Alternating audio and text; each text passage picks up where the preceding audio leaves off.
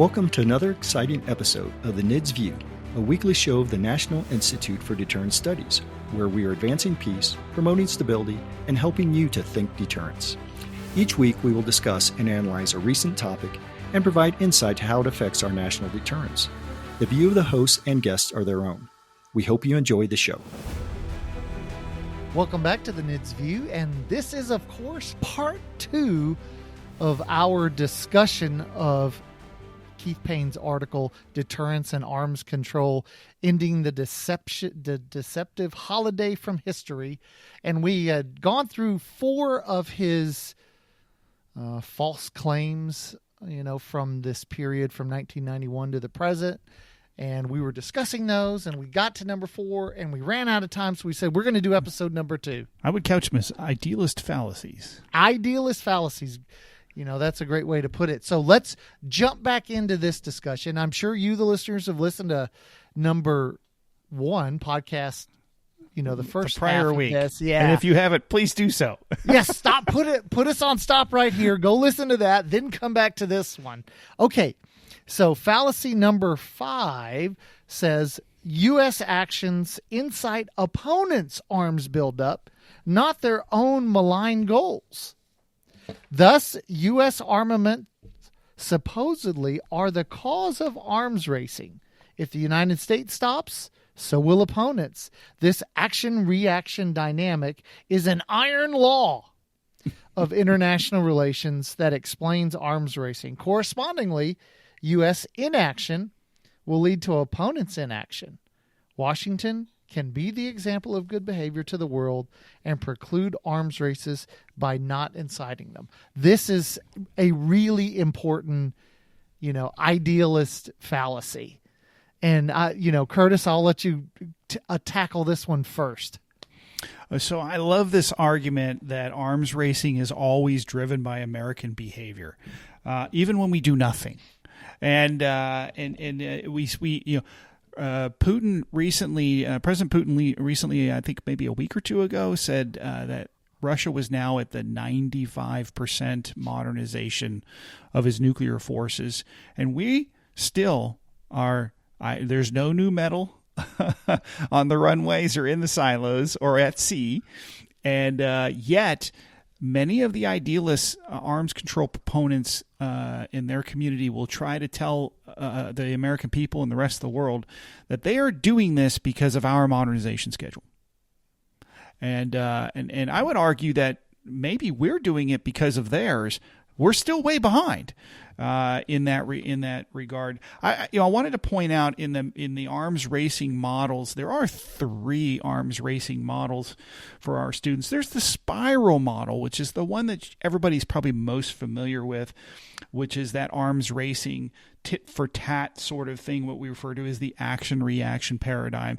And then take it from the action is U.S., the reaction is someone else, right? So the idea is every time we do something that might be for self-protection or otherwise, that it's somehow menacing to the others, and that they don't ever do anything of their own volition or in their own national interest. They only react to what we do. That's sort of the idea in this. The second one, also mentioned here in Keith's writing, is what we can refer to as the restraint model or inaction, which is this idea that if we don't do anything, Adam, the adversary won't do anything either. And this is fundamentally flawed because it's never borne out, right? The idea that they will always follow if we do something weakness unilaterally, that they will follow along. I think we've got a lot of history that says that doesn't happen, right? Isn't this, wasn't it Harold Brown or Schlesinger? Yes, one of the Harold Brown. Who said, we build, they build, we stop, they build. Right, well, we don't build, they build. Yes, absolutely. And that was in the 1970s for our listeners. We knew that to be the case. There's a third model, right? And that is what I refer to as the action-in-action paradigm or the Western model. And this is when one state, us, accommodates others by doing nothing in the hopes of de-escalating. It is a formal version of the ostrich syndrome, where we stick our heads in the sand and say, we're going to pretend that your nuclear buildup is not destabilizing. and we're just going to not do anything about it because we don't want to. And we're going to hope, which is not a strategy, but we are going to hope that you will somehow see the light and stop doing what you're doing. And so that is sort of the Western model, as I absurdly call it out here, in that when an aggressor tries to seek a change in the status quo, we fail to respond in the hopes of maintaining the status quo. And that in itself is troublesome. But it doesn't this sort of go back to a more fundamental, tenet that we tell our children or that we, tell each other, and that is, stupid is doing the same thing and expecting different results. Insanity, right? That's the definition of insanity. Yeah. So, which is what I think this whole argument, this whole article that Dr. Payne wrote is really about, right? Is sort of this, we have to stop this insanity and do something different. Yeah. Okay. So how about number 6? And Jim, I'll ask you to respond first. And so Keith says, and this is, remember, fallacy number 6, the lower the number of nuclear weapons, the lower the prospects for nuclear war, accidents, and societal damage. So reductions by definition are an unalloyed good virtually regardless of an agreement's details regarding arms. Jim, your thoughts? Muted. We're only live. I'm unmuted. I know we're not. Well, I've been using my space bar, but during the break, I ran outside quickly because, we did this in 2 parts. If you didn't see the previous part, it's episode 114. And so you got to go back and listen to it. But during the break, I ran out of here real quickly because I read number 5 and took down all my cameras and threw all my guns in the trash because I didn't want crime to come to my neighborhood. And I know if I have stuff out there to stop crime, criminals will come, according to 5. Okay, so we're at 6. So I sort of make the same kind of argument for 6. I've been hearing for years and years, if we have nuclear weapons, it's not a matter of if, but when. Well, when has a long history back to 1945, and guess what? No accidents, no nuclear wars. So what do we're Jim, so afraid of ourselves all the time. Are you telling me, Jim, that we've never had a weapon accidentally go off? I'm telling you that we've had no nuclear yield, okay, from a nuclear weapon going off. We've had accidents. Oh, certainly. But never one that resulted in detonation. I didn't say that. No nuclear yield. Okay. People look up Beaumark as my favorite. I know most people don't know about the Beaumark incident at Fort Dix, New Jersey, I believe, or whatever that Air Force base is beside there. McCord, I think. McGuire, whatever it is. It's Air Force thing. Anyway, but it's next to Fort Dix. But we had Beaumark missiles standing on the edge, waiting to be fired, filled with hydrazine, ready to be fired. And there was an accident, and hydrazine exploded, and nuclear material was thrown all about, but no nuclear yield. By the way, when those were sitting there in New Jersey, no one attacked New Jersey. Why not? True. We had some weapons there. They should have wanted to, respond, right? And Adam, didn't we have a weapon pop off in 1982 in Arkansas? Yeah, I mean, this is the great thing about I kind of like our old nuclear weapon accidents because they highlight how good our safety systems are. So how good our engineers are. All right. Yeah. And so that Damascus, Arkansas, it's a Titan II, right? And we blow it up. We throw the warhead a half a mile. And it lands in the forest and nothing happens, and that's that. We've burned missiles. We've had fires on B-52s and dropped them in the ocean. We've accidentally dropped them in North Carolina. I mean, we've done all kinds of stuff, and we've demonstrated. And this is with really old technology. Mm-hmm. Our safety systems now are much, much, much better. So taking the other side of this, it kind of makes me wonder. Will our systems really go off? I mean, we've got a number of issues where we've dropped them and they've never gone off. Does that affect credibility? Let's hope not. Okay, so let's move on to number 7 because I want to have time to talk about solutions. Right. And so, fallacy number 7, arms control agreements will drive improved political relations, so the United States should seek agreements for the priority purpose of easing political hostilities. Again, agreement details are far less important than achieving the agreement.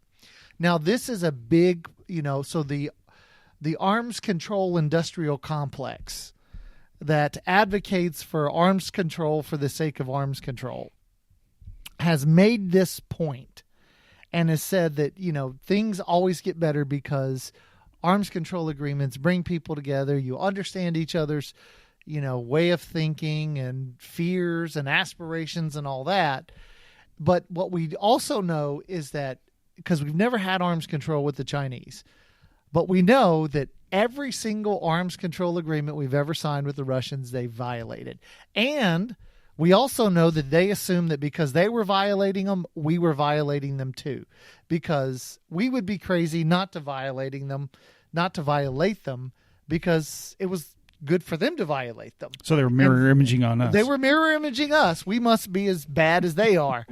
And so therefore, I'm not sure that you really get the desired effects, particularly with the Russians. Yeah, I would also say, and remind people from our podcast from a few weeks ago on minimizing versus maximizing our nuclear deterrent, the Bahamas have never had an arms control treaty with Russia as well. Yeah. So let me comment on this real quick, because the problem here is there's an arms control ecosystem, right? People make money and they become professional negotiators and these sorts of things. There's graduate programs that train you. But they use the wrong metric. And the metric they use is how many agreements do we make, instead of the correct metric, which is how many agreements do we make that are good deals for America. Right, and that metric doesn't always count in these things when we're looking at this, and that is one of the real challenges here. And when you think about idealists and realists in the arms control vernacular, idealists are interested in the result.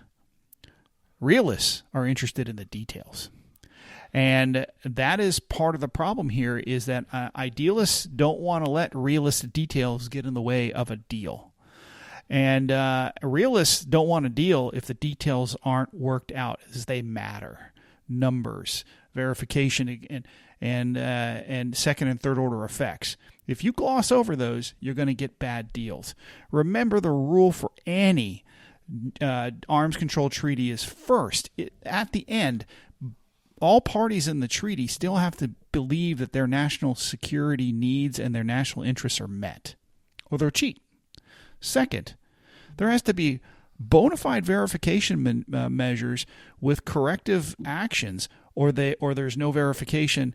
Then they'll cheat.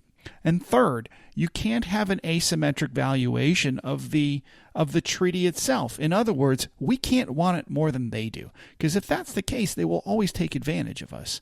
And so we have to have a situation where they are more interested in the treaty than we are.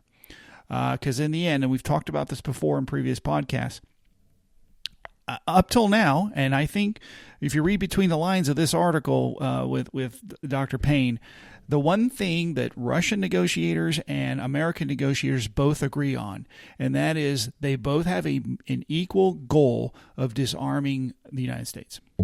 Yes. Curtis, your comment about idealist and realistic just came to me during this podcast. I was thinking what another difference, because I've heard Keith Payne and you and everyone talk about it. I've learned a lot about that, but I have a new view on that. A realist, looks at what did happen. An idealist thinks of what woulda, shoulda, coulda happened. And you see that in our previous argument about weapons. Oh, if we have to keep weapons, we're going to have these accidents and nuclear wars. They didn't happen in the past. Right. Why do we think it's going to happen in the future? What's changing all of a sudden? Now, I'm not it's saying aspirational. That's right. Nuclear accidents are aspirational because if you have them, then you can make a stronger claim to eliminate the weapons. So it's an aspirational goal to have. In a nuclear disarmament mind, we're one good accident away from disarming. Yeah, exactly. Yeah, that's why you keep saying they're going to happen. Okay, so point number 8, and then we'll get to the recommendations. Right. Point number 8, nuclear weapons are essentially useless instruments. And if Washington reduces the role of these useless weapons, Russia and China will follow suit.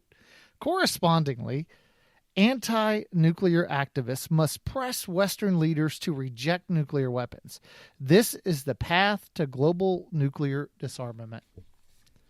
So, how does something useless have a role? I'm just curious. But anyway, that was when I read this, I couldn't get through that piece. And then the other piece when I read this is Western leaders should to reject. I thought it said eject nuclear weapons, but I thought was an interesting way to read that. But I'll let Curtis respond a little more seriously.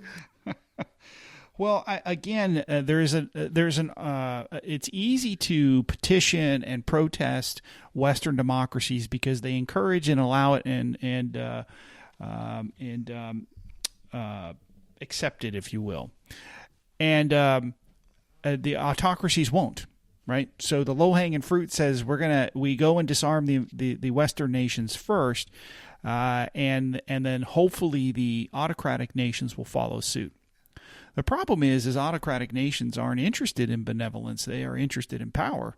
They are realist nations. And when you balance power and your adversary unilaterally disarms, that's probably pretty good news to you in that regard.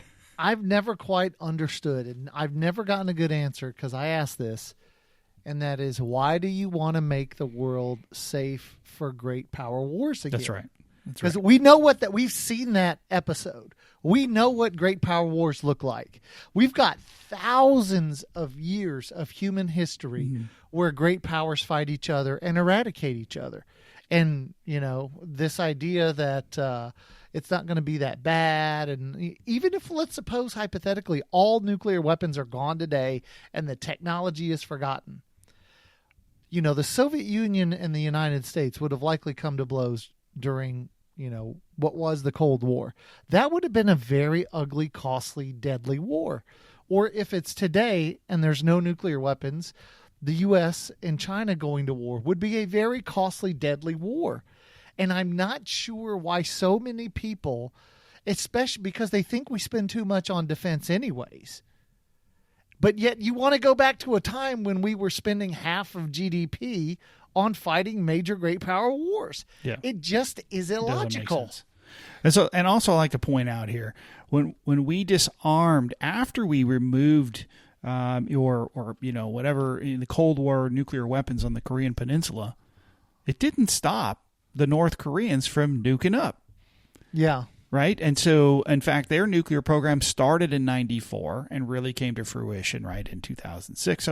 So we see that it's the exact opposite happens. And that this idea that if we lead, they will follow when it comes to disarmament just isn't the case. And history's proven that out. Yeah. Okay. I know you're going to get the solutions, but I want to set you up a little bit. And that is what options we have. So one, if we disarm and everyone else disarms, okay, that's one option. We disarm and our adversaries don't disarm, and now we become, destroyed by our adversaries. Or we don't disarm and our adversaries don't disarm, and we maintain the peace as we have. Or they do disarm and we don't disarm. And as long as we're not the aggressor, which we can control, all is fine. So it seems like the two options of us not disarming are the best options. Now passing it on to you, Adam, talk about these resolutions. Okay, so Keith offers sort of 4 what do we do now? And his first one is, is with regard to strategic deterrence. Now, Curtis, I know that you wanted to take issue with some of his recommendations. So I'm going to let you, of course, kick us off. When it comes to strategic defense, what, in his first option, what was it that you liked and disliked? Oh, with the strategic defense? Yeah. So, the idea here, he says, Washington must get past the Cold War canards that strategic defenses are destabilizing and are of no value unless they are leak-proof. And and to his credit, Dr. Payne goes on to say, you can't rely on leak-proof defenses as an if-then scenario, right? So, some measure of defense capability has a deterrent effect. We call that deterrence by denial. Denying the potential of success might force an adversary to decide that they're not going to take the risk. And going back to that question about mutual vulnerability, it was the United States that terminated the Anti-Ballistic Missile Treaty of 1972 in 2002. And so the idea that we must continue to have a mutual vulnerability kind of idea, we've kind of already eschewed that. We've said, no, we're going to have some limited ballistic missile defense. By the way, our adversaries have limited missile defense capability. And so while they cry crocodile tears and argue that it is America's missile defense system that has removed their ability to hold us at risk in a mutual vulnerability or mutual assured destruction scenario, they have as robust a missile defense capability as anybody else. So this is a real issue here. My problem with this, and we've talked about Iron Dome several podcasts ago, but to me, it's just it's going to be overwhelmingly expensive, and when it comes to nuclear weapons, I think offense always beats out. We knew this back in the 60s when it was about 3-to-1 costs of the cost of defense to an offensive Soviet dollar spent, and that was expensive. So when we're thinking about budget issues and whatnot, it might be cheaper just to have a more robust threat than it would be to build a really robust shield. Yeah. Okay. So for his second, in regard to strategic strike forces, he says the proper pacing factor for deterrence is not to match the combined number of Russian and Chinese nuclear forces. A deterrence need is for sufficient survivable, flexible, and controlled strategic retaliatory forces to reliably cover Russian, Chinese, North Korean, and potentially Iranian targets. Now, we disagree with that because we wrote, sort of our own strategy. This past summer, yes. Yeah, and we took, our whole premise was to reject this very, you call it strategic sufficiency. Yeah. Well, we called ours dynamic parity. You can find that on our website at thinkdeterrence.com. And so we said dynamic parity is what you actually need, and that is you essentially have to match 1 for 1. And you do it. Can we potentially, in an idealistic situation, knock out, with 1 or 2 or 4 nuclear weapons? Let's say kill a dozen Russian bombers armed with 80, nuclear weapons. So therefore, 1 to 4 can kill 80. Is that possible? If we go first. Yeah, in an idealistic world, it is possible, but like we've said before, in Iraq and Afghanistan, it took 250,000 rounds of small arms fire to kill one, Taliban or Al-Qaeda fighter. 250,000 rounds. So the idea that nuclear weapons, it's going to be, one weapon kills X number of targets and nothing ever goes wrong, nothing fails, nothing blows up in the silo. The missile makes it, there's no interception. No B-52 crashes. None of that happens. That is not realistic. So what do you need? Well, you need extras. Just like you've needed in everything else, everywhere throughout history in war, you need extras. And those extras are what we call dynamic parity. Right. And I want to take issue with the term strategic sufficiency, or I'm sorry, not that term. What Dr. Payne writes in here is sufficient for survival. And to me, this is a fairly subjective term. And what is sufficient may not be fearful. And for deterrence to work, the adversary needs to be afraid that you can rain intolerable destruction in retaliation. And if you're going to survive a first strike, you must have more, right, to strike back with. And again, if the idea that they are collaborating together and that China is building hundreds of new missile silos, these are new targets that must be covered in a counter-force strategy. You, by definition, need more. Now, maybe that's hidden in the ambiguous definition of survivable sufficiency, but in nuclear deterrence, I want more detail. I want to know what those numbers might be. So we've got two final ones to cover in our last couple of minutes. So the first one, is in regard to theater strike forces. And Keith says, a frequent quip is that for the target, there is no difference between strategic and theater nuclear weapons. Perhaps, but the difference is likely profound in terms of their credibility for extended deterrence. I'll let you make a quick comment there, Curtis.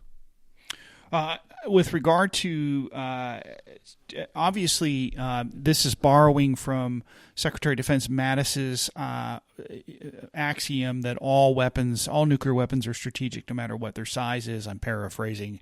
Forgive me if I'm not totally accurate on the statement. But the bottom line here is our adversaries don't see it that way. They see tactical small nuclear weapons as bigger bombs and are usable in a sense of that they are employable. And so the idea that we think that they think it the same way, that there's some nuclear taboo, I think, again, we are whistling past a graveyard here, assuming that they are going to adhere to this to these sorts of taboos. Even though Putin has to date, you never know what will happen tomorrow with regard to this. And so and the idea here, when you think about the PNIs after the Cold War ended in 1992, President Bush executed the PNIs and basically eliminated all of the theater ballistic capabilities that the U.S. had out there. Those were left in place in order to sign the INF treaty, right? So when the INF went away, it was the reliance on those weapons that maintained deterrence in Europe, for example. Then we wiped that away.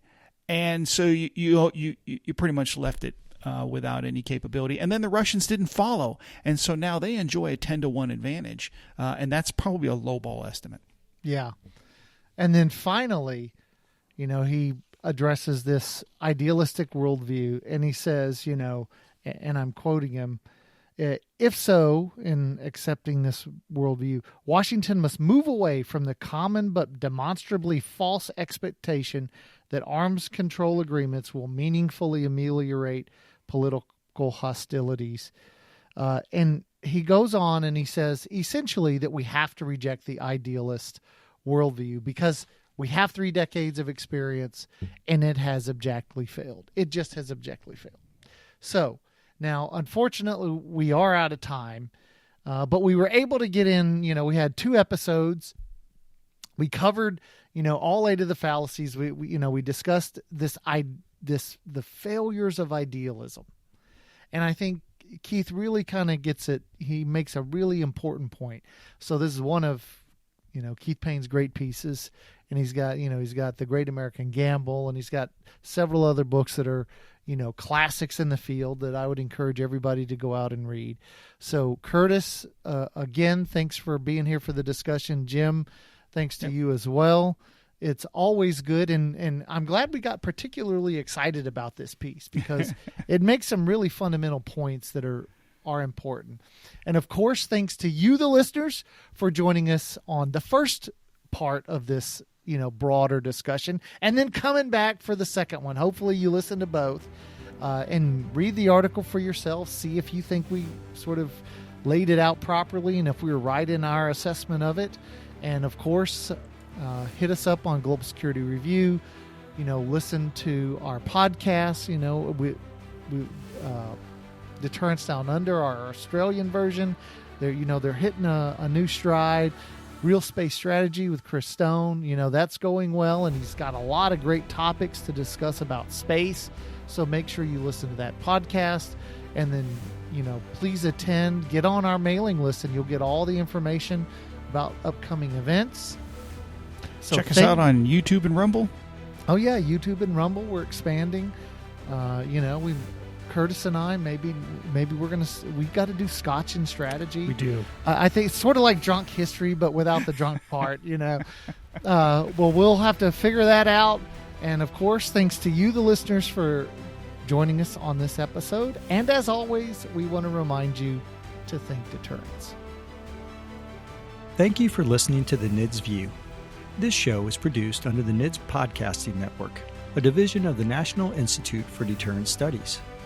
NIDS is a 501c3 organization dependent upon donations to provide this podcast and bring about awareness of the peacekeeping value of U.S. strength and our national deterrence. You can catch all of our podcasts or provide feedback at thinkdeterrence.com.